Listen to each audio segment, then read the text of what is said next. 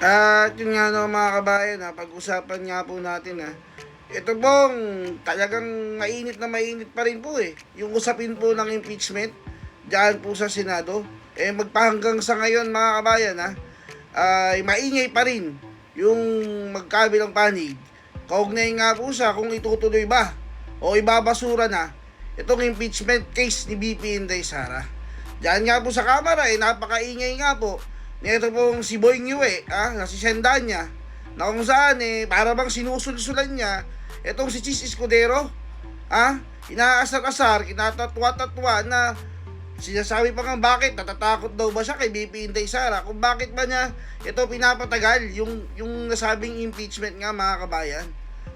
Sa side naman po ng mga senador, nag-convene na po di po ba? Mag-i-start na po. Hindi lang po natin marurok ng ating kaisipan ano bang ipinuputok ng butsi netong mga nasa Kamara na nag-convene na di ba? Mag-i-start na nga, siguro gusto nila ura-urada 24 oras nandiyan ang mga senador. Ang tanong, bakit nga ba nagmamadali itong mga congressman na nandyan? Ito dagdag nyo pa mga kabayan sumausaw na rin po pati yung mga academe o yung mga university, yung mga law professors, sumausaw na po. Ito pa ang pinakamatindi mga kabayan, pati po yung mga pare, yung CBCP, nakisawsaw na rin dyan sa usapin ng impeachment case ni BP Inday Sara. Nakakahiyaman po mga kabayan, pero bakit nagkaganon mga kabayan? Ba't ganon? Pati itong mga paring ito nakikisali dyan sa impeachment case na yan. Ano bang makukuha nila? Diba? Siyempre alam naman po natin na kahit noon pa, diba, itong mga paring ito walang ibang ginawa kundi sumausaw sa politika. Itong mga paring ito na noon mantakin nyo mga kabayan, noon galit po yan sa mga Marcos. Yung mga Marcos, galit na galit po sila dyan. Ngayon, kakampi na po nila. Ibig sabihin po mga kabayan, itong mga paring ito, kung saan po sila nakakakuha siguro, doon po sila kumakampi. Di ba? No to Marcos pa sila nalalaman noon ngayon, sino kakampi nila? Mga Marcos. Di ba? Kaya sa mga paring dyan, mahiya naman kayo. CBCB, mahiya naman kayo. Ito mga kabayan, panoorin po natin yung balita patungkol nga pa rin dyan sa impeachment case ni BP Inday Sara. Kala nyo, makipagbardago lang kami, Hindi po. Alam mo ba, Jen, habang nagsasalita si Kong Dante, doon naman sa Senado ay binubuksan na ang pagkukonbine ng impeachment court. Ayun. Nagmotion na ho si Senador Coco Pimentel at sinabi niya na mag-convene na tayo. Total, nandito na tayo lahat. Mag-convene na at manumpa na bilang mga senator judges. So hindi na nila hintayin yung 11? 11 na kayunan ba na? Wala pa Ongoing yan Ongoing. Ongoing. Kung meron nga tayong pin, pwede natin ipakita kung ano nangyayari. Nag-uusap-usap na sila. Ayun. At ito na yung topic kung kailangan ng mag-convene today at bukas ay basahin na yung yung Articles of impeachment. Okay. Pero siyempre uwi pa rin sa botohan yan. Yes, diba? yes. Oo.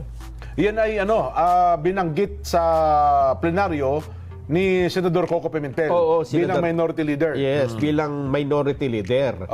Ang sabi niya ay isuspend na, kasi ang dami nilang, nung nanood ako kanina, marami na silang mga ina-aprobahang mga pending bills sa third reading Yes. Sunod-sunod Habol talaga yan kasi last week talaga yun Huling linggo ngayon.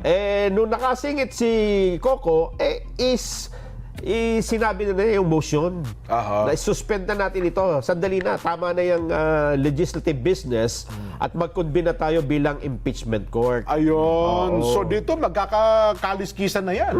Kung magkakabotohan, kung tatanggapin na plenaryo, sige, tanggapin na natin yan. Mag-convene na tayo sa impeachment court. Pagka nagkabotohan, sino ang pro, tsaka ayaw, parang munang nakikinig-kinig tayo. Yung mga magiging panig nila. Ayan, Hindi ko lang alam kung meron tayong makukuhang live Kasi mainitan po ito. Ang sabi ni Coco, Unang-una, dapat, doon sa motion niya, ha? Oo. Ito yung mga hinihingi niya eh. The Senate President immediately take his oath as the presiding officer of the impeachment court. Oho. Si Senate President Cheese, siya ay manumpa na bilang presiding officer. At kasunod nyon, ang presiding officer, ang Senate President, ay mag-administer ng oath or affirmation to all members of the Senate present. Ayun. Sila na mismo. Manunumpa na. At the impeachment court called the impeachment case against Vice President Sara Duterte. And then tomorrow, June 10 at 2 p.m., the impeachment court called the impeachment case for the presentation and the reading of the articles of impeachment by the panel of prosecutors of the House of Representatives. Ayun. So ibig sabihin kung iyan ay sasang-ayunan ngayon, bukas basa na ng ng articles of impeachment. Pero teka lang, meron na bang, mukhang may statement naman si BP Inday na para sa kanya, kung siya tatanungin, gusto rin niya, no? Wala namang problema. Walang problema kasi mukhang handa na rin naman yung defense team niya, di ba? Yes. Mukhang ganun ang ipinapalutang nila. Na talagang haharapin naman. Haharapin nila at kung sila anyang ang tatanungin ay makapagsimula na po ang impeachment court. Sa part naman, aywan ko lamang kung umuusad ba yung inamin ni Senador Bato de la Rosa noong nakaraang linggo na siya'y nagpalabas na ng resolusyon para ibasura naman ang impeachment. Di ba? Pero makalipas ang ilang araw hanggang ngayon, wala tayong nabalitaan kung umusad yung kanyang panukala o kung gumapang ba siya ng mga miyembro ng Senado. Mukhang hindi naman maging kanina, wala namang inilalabas. Di ba? Walang inilabas. Live ba yan si Senate President na yan na nakikita natin ngayon? Live ba ito ngayon sa Senado? Wala. Wala tayong Wala tayong kausap. Sorry. Ayun! Yun pala. Yan po ang debate. Pero nagsasalita si Senate President Chis Escudero siguro pakinggan natin sandali. Sige nga. Kasi importante ito ha? Mahinuha. Meron ba tayong audio direct? Oo. Ang nangyayari sa Senado? Para lang palaan natin. Biglang mag-desisyon Meron. May audio. Pakinggan natin sandali. Sige nga po. Sinasabi. Impeachment court. However, it was done by the majority leader at that time. That was the first time it was done, not written in our rules too. But when the Secretariat checked precedents and practice in the United States, it was actually the House prosecutors that did it, or who usually does it in the United States. Hence the notice given for the June 2nd, June 3rd reading by the House prosecutors of the articles of impeachment. Thereafter, that will now be referred to the impeachment court, which will give rise to the creation of the impeachment court, the oath of this representation, as well as the members of the Senate, and the convening of the court to approve its rules and to set the calendar of the court, both either in this Congress or in the next Congress. For the record, as stated by Senator Villanueva, and as I stated, both off the record, meaning in media interviews, that the chair is of the belief that this will cross over to the 20th Congress, very much like the citations given by the Honorable Pimentel, not only because presidents in the U.S. so state, we have our own precedents too with respect to the Senate Electoral Tribunal, where the questions pertain to a term spanning 6 years, which therefore crosses over to the next Congress, despite the fact that the members of the Supreme Court constituting the SET and members of the Senate constituting the SET have been changed in the course of the change of the new Congress.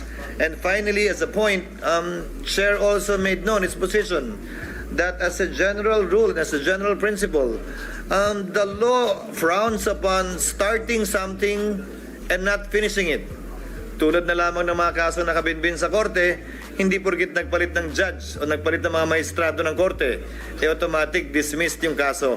Magpapatuloy yung kaso hanggang yon ay matapos.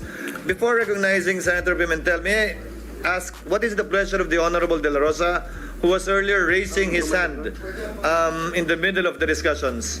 Mr. President, if I may, just very quick, With the permission Mr. President, of the with the Honorable permission De La of Rosa, my two colleagues, The Mr. Honorable President, Pimentel, the Honorable very Cayetano, short, Senator Mr. President. Villanueva is Very short. recognized. Thank you very much, Mr. President. Very short lang, Mr. President. Again, I am in the same position of the minority leader, but I just wanted to make sure that we are doing the right thing, the right process, and that we are, because we are men of rules, Mr. President, we wanted to make sure that we are in the right position to do this.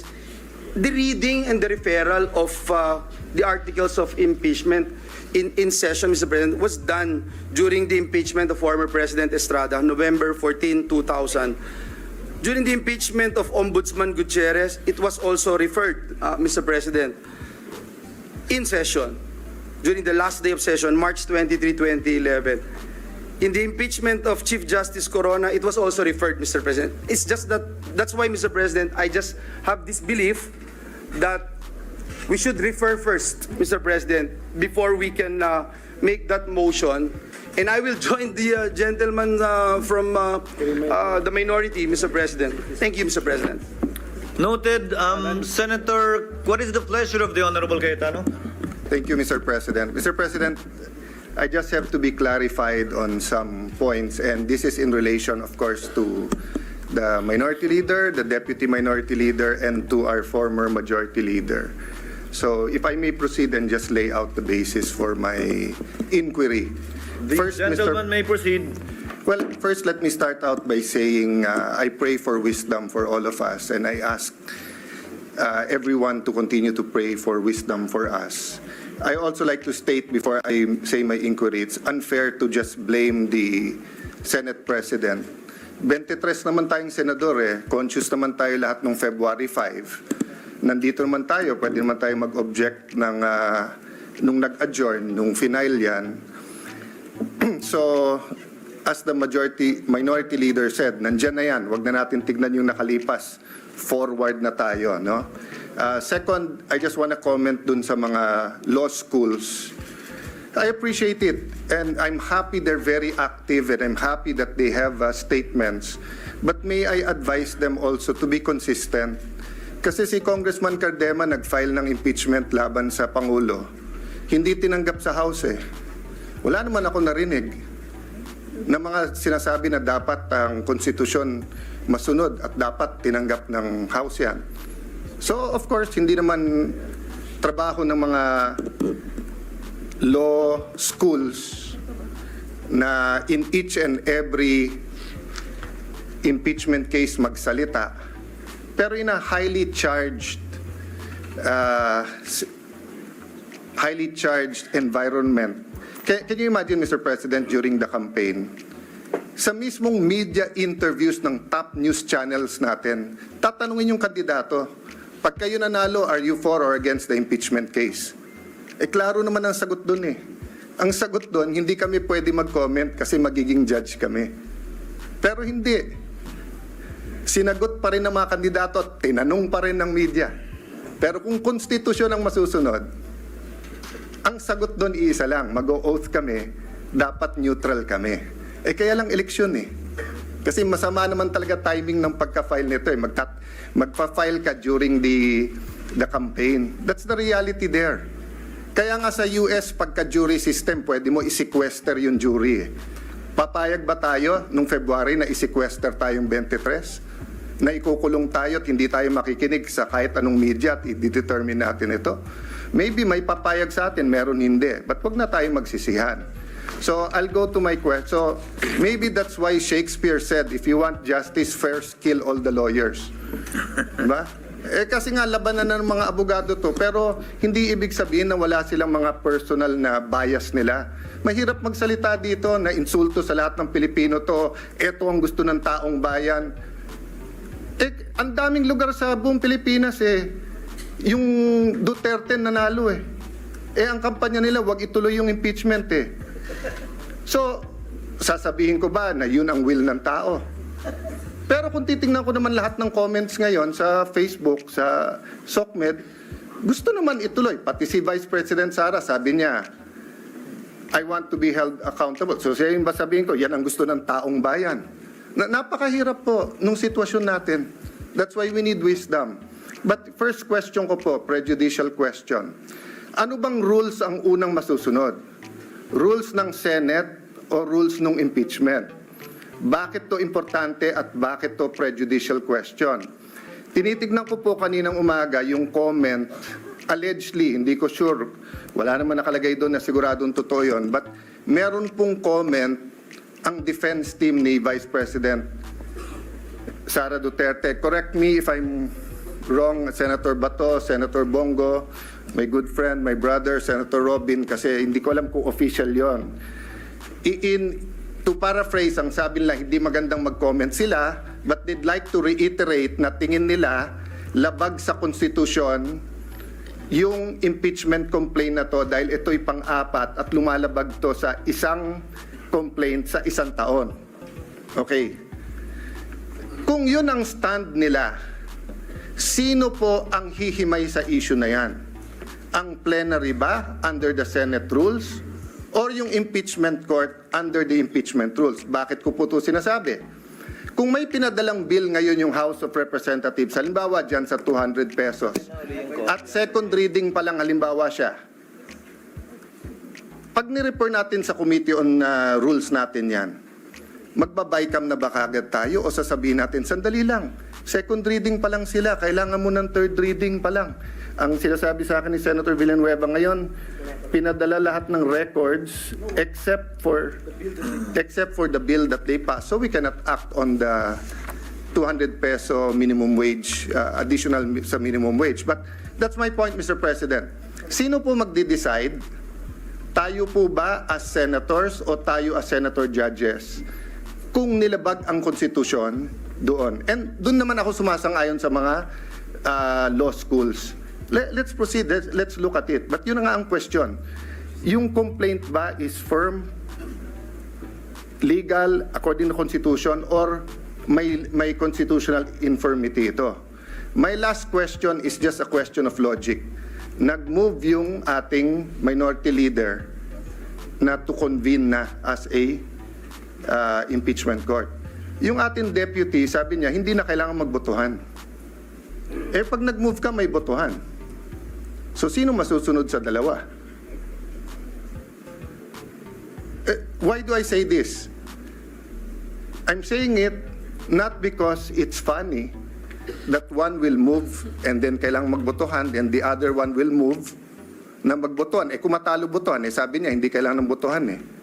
I say this for a simple practical reality. When you say the Senate, it is composed of 24 or in this case 23 senators. So pag sinabi mong gumalaw ang Senado, ibig sabihin po either walang nag-object or may botohan at yung majority masusunod. I cannot say right now like Senator Villanueva that I'm 100% in agreement with Senator Coco and Senator Risa. I can tell you I'm in agreement with certain things they've said. For example, Mr. President, it's our constitutional duty. Kailangan mag-proceed. We should have done it earlier. But again, I won't blame you. I won't blame them. I'll blame myself. I could have written you a letter. I could have said na February, mag-ano na tayo. But let me just explain that one point. Why didn't I write you a letter, Mr. President? Kasi pag Pangulo yung ini-impeach, every single day na nandyan, kung totoo ang allegation sa Presidente, we all suffer. The country suffers, our institution suffers, accountability suffers. Pero pag Vice President, especially ngayon, hindi naman siya binigyan ng ibang trabaho eh. Wala naman siya sa kabinete. Yes, I want accountability. Pero between today and Wednesday, I'd rather pass yung Konektadong Pinoy at saka yung e-government at lahat ng ibang bills na naka-pending dyan. So, Mr. President, may I end by reiterating the question. Do we follow first the rules of the Senate or do we go into the impeachment court? Sino magde-decide nung allegations ng defense na na-violate ang Constitution sa one impeachment per year? The second is just to continue my observation, Mr. President. I agree with many here. Wala tayong choice, forthwith. But I disagree na sa Tagalog, agad-agad ang forthwith. Ang forward yung ibig sabihin nun sa Tagalog is yan na yung susunod, yan na yung gagawin mo. Oo, immediate yung agad-agad. Hindi ako expert sa linguistics, pero medyo hindi agad ang Tagalog ng forthwith. Yung immediately, yon agad yon or agad-agad, di ba? So, maya-maya, hindi, ibig sabihin ng forthwith, sang-ayon naman ako ang ibig sabihin ng forthwith, wala ka ng, to quote dos por dos, susunod na. O, yun ang ibig sabihin ng forthwith. Yung wala ka nang hihintayin, yun na. Kaya agree ako sa inyo na kailangan talakayin natin yung impeachment complaint. Pero gusto kong iklaro, sa tama o sa mali, botohan ng mangyayari sa atin. Hindi pwede pong bumoto yung 15 na hindi magko-convene yung impeachment. Tapos siyam kami o 8 tayong magpapakita doon na naka-rogue. Kasi sinabi ng 15, hindi magko-convene Anong pwedeng gawin? Pupunta ka ng Supreme Court, uutusan tayo ngayon ng Supreme Court. Yun ang legal system natin, Mr. President. So sana tama desisyon natin para hindi na tayo maghintay na utusan pa tayo ng Supreme Court. Pero yung sabihin na walang botohan dito, I agree with the spirit nung sinasabi ni Senator Risa na dapat wala na. But the practical reality is that you have one senator who asked for a vote. We have to vote and the majority will follow. But yun nga, Mr. President, reiterate ko lang yung tanong ko. So dito po sa 1-year rule, sino po magde-decide niyan?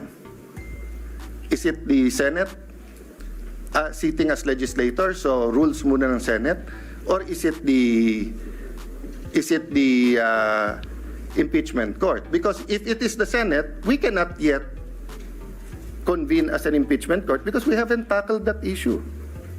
But if it is the impeachment court, then we can go, and that's the first issue that we will have to tackle, whether it is a valid complaint. No? At tinatanong ko lawyers ko, hati din po Sabi nung kalahati, hindi, dapat yung Senate kasi it's treated like any other legislative matter. Titignan muna natin kung tama yung pagka-transmit sa atin. Malay mo, transmit sa atin, nahack pala. Hindi pala galing sa House of Representatives. That might sound like a silly example, but it is. It is possible. That's why we have to look at it. Thank you, Mr. President. Before the chair responds, chair would like to afford the opportunity to the other members who would want to add to the discussion and the knowledge Okay. being imparted regarding the subject matter at hand. Ayun, narinig po natin mga kababayan, yan po'y mainit na... Nag-umpisa na. Yes. Nag-umpisa na. Ang pinag-uusapan ngayon, Jen, ay magbobotohan ba tayo o hindi na tayo magbobotohan? At yung decision doon ay pagbobotohan nila. Ayan. Yun nga ang mangyayari. Talaga naman, no? Ang dami, ibig sabihin nito ay mukhang marami pang madidiscuss bago makakapag-convene. Ang tinutukoy pa pala ng senador, baka nagtataka kayo bakit niya 23? Wala po kasi yung senador Sani Angara naging DepEd Secretary. Kaya bilang po ng mga senador natin ngayon ay 23 na lamang. Ayan. Baka nagtataka kayo kasi alam nyo 24 Opo. Nabawasan po ng isa kasi yun nga si senador Sani Angara ay naging DepEd Secretary na po siya. So ngayon po ay June, anong petsa ngayon? 9. June 9. Pero meron panukala para si Senador Tolentino na pwedeng tapusin sa loob ng 19. Yun nga, yung tinatanong ko kanina, yung kay Sendante Marcoleta. Sa pamamagitan ng kung sila, kahit sila magsimula ng June 11. Ayan. Kung gugustuhin naman talaga, kaya naman tapusin yan. Ganun ba? Diba? Kung talagang makikita natin na gustong madaliin yan. No? Yung walang tulugan. Sabi nga nila, pwede nga, wala nang tulugan. Puyatan talaga But again, nakita naman natin, ito yung umpisa pa lang. Nakita mo yung balitaktakan nila, yung talagang palitan ng... Yung 23 senador, hindi agad magkasundo. Umpisa pa lang. Yes. Kung dapat bang pag-usapan. Doon pa lang sa kung dapat bumoto o hindi. Pagtatalunan pa. Pagtatalunan na. So, mamaya pati dapat ba tayo magtanong o hindi? Lahat na lang no?